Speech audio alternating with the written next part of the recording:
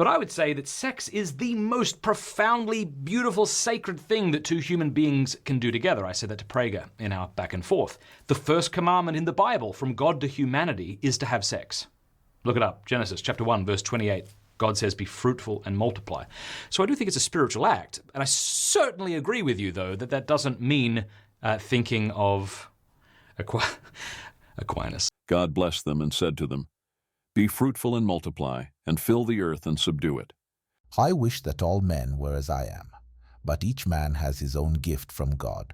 One has this gift, another has that.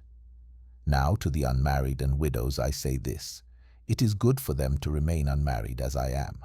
But if they cannot control themselves, let them marry, for it is better to marry than to burn with passion.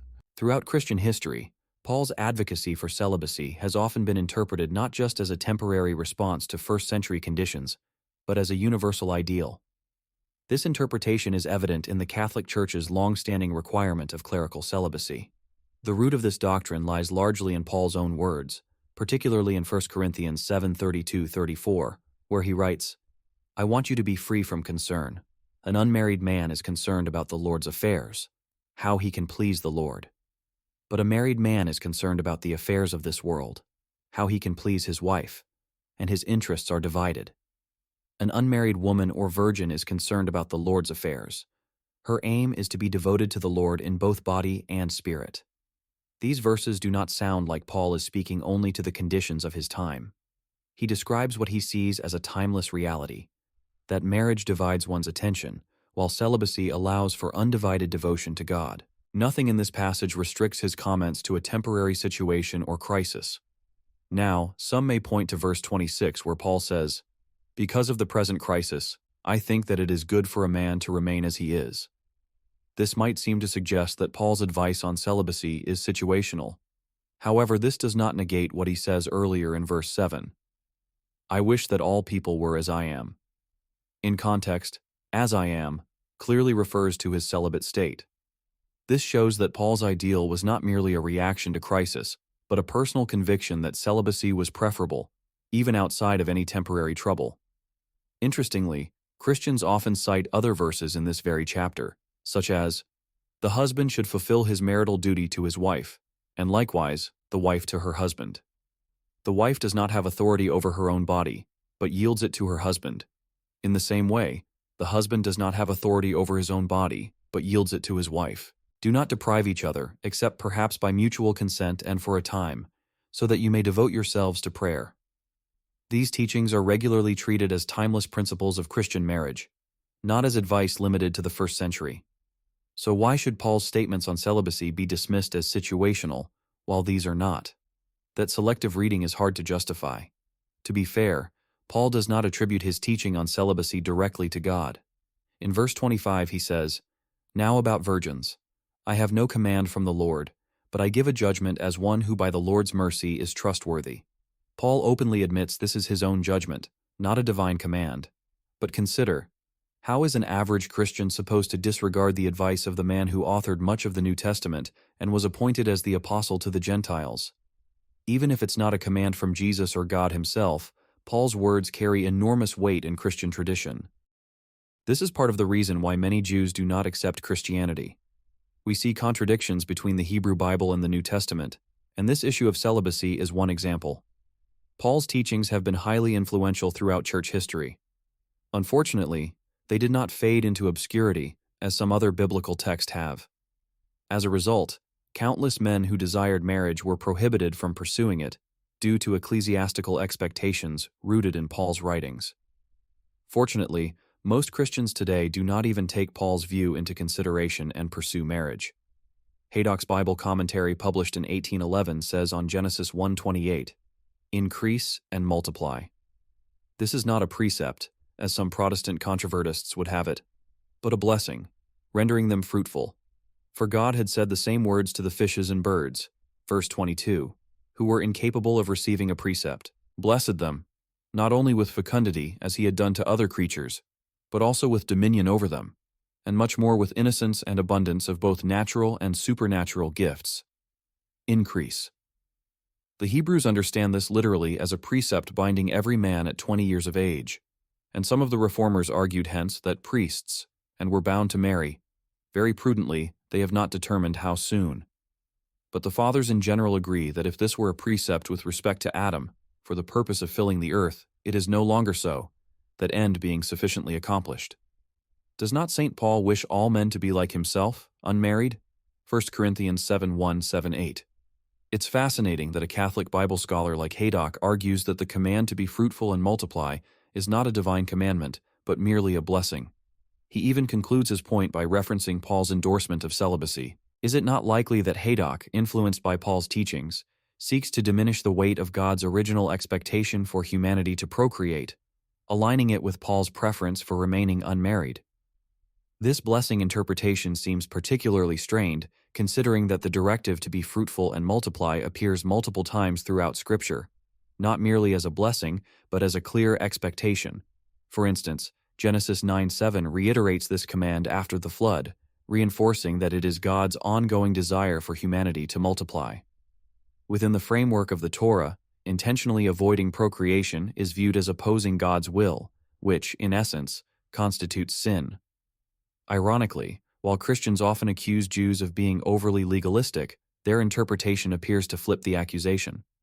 By arguing that the command is optional because it lacks explicit phrasing like, "thou shalt," Christians here are engaging in a kind of reverse legalism. They focus on the absence of technical wording rather than embracing the obvious spirit of the text, which consistently emphasizes the importance of having children. The Torah does not treat procreation as a casual option, but as a fundamental part of human responsibility and divine purpose. In this light, Paul's promotion of celibacy stands in direct opposition to the spirit of the Torah. It introduces an idea that runs contrary to the enduring biblical expectation that virtually everyone should marry and raise children. And if a Christian does admit that be fruitful and multiply is a commandment, it raises an even greater concern, because it would mean that Paul encouraged people to disregard a direct commandment of God. This stands in clear contradiction to Deuteronomy 4:2, which states, "You shall not add to the word which I command you, nor take away from it, that you may keep the commandments of the Lord your God, which I command you." If God's command to procreate is binding, then Paul's promotion of celibacy not only undermines that command, but effectively subtracts from God's will. Paul's advocacy of celibacy was not just wrong, but evil. This creates a serious theological tension, as it suggests that Paul's teachings, preserved as Scripture, encourage believers to neglect a fundamental divine directive. Such a position would be difficult to reconcile with the Torah's strict warning against altering God's commandments. Either way, Paul's advice on celibacy poses a significant challenge to the doctrine of biblical inerrancy. If one accepts that Paul's promotion of celibacy contradicts God's command to be fruitful and multiply, then it undermines the idea that Scripture is completely free from error. And if inerrancy is given up, there is no reason to continue following Paul's flawed advice on this matter. This doesn't mean discarding everything Paul said. There's no need for an extreme response. But when it comes to celibacy, his advice should be dismissed. The Catholic Church, in particular, should take this seriously and change its stance, making celibacy for priests optional rather than mandatory. Continuing to uphold Paul's personal recommendation as a binding rule is not only theologically inconsistent, but also perpetuates unnecessary hardship. Since Paul's words are understood as his personal judgment and not a divine command, then it is entirely reasonable, and even necessary, for the Catholic Church to adapt its practices accordingly. Consider also Genesis 2:24, which states, "Therefore a man shall leave his father and his mother and hold fast to his wife, and they shall become one flesh." Does anyone genuinely believe this verse was intended solely for Adam and Eve? Clearly, it was established as a universal principle for all of humanity. Adam and Eve are presented as archetypes, embodying the divine design for marriage as an enduring institution meant to guide human relationships throughout all generations. The verse sets a foundational expectation that men and women will unite in marriage, forming a lifelong bond that fosters love, companionship, and the continuation of human life through children. Now the question arises, is Paul's teaching on celibacy truly compatible with this verse? The answer seems to be no. Paul's promotion of celibacy, particularly in 1 Corinthians 7, appears to stand in tension with the universal principle outlined in Genesis 2:24. While Paul acknowledges marriage as a valid option for those who cannot control themselves, He presents celibacy as the superior spiritual path for those capable of accepting it. I wish that all were as I myself am, but each has his own gift from God, one of one kind and one of another. 1 Corinthians 7:7. Paul suggests that remaining unmarried allows for greater devotion to God, free from worldly concerns. However, this seems to conflict with the divine model established in Genesis. The idea of a man leaving his parents to unite with his wife is presented not as a temporary or situational practice, but as the natural and intended progression of human life. It reflects God's purpose for intimacy, companionship, and the perpetuation of humanity. By elevating celibacy, Paul indirectly diminishes the value of marriage, a bond that God himself instituted. If every man, or even a significant percentage, followed Paul's advice, the outcome would directly undermine the Genesis principle. Humanity would diminish, and the foundational institution of marriage, designed for mutual support and procreation, would be devalued.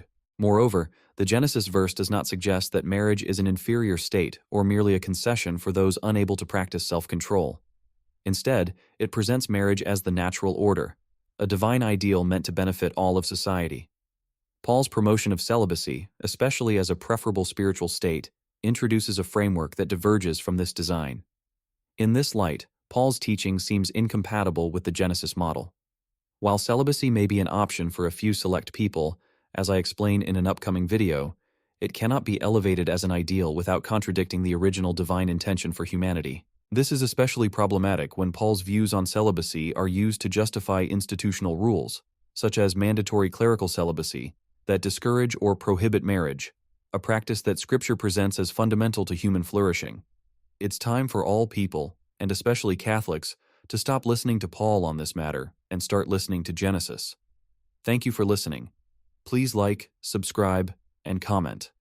Critical comments are welcome and will not be deleted by me, but don't go overboard. Thanks.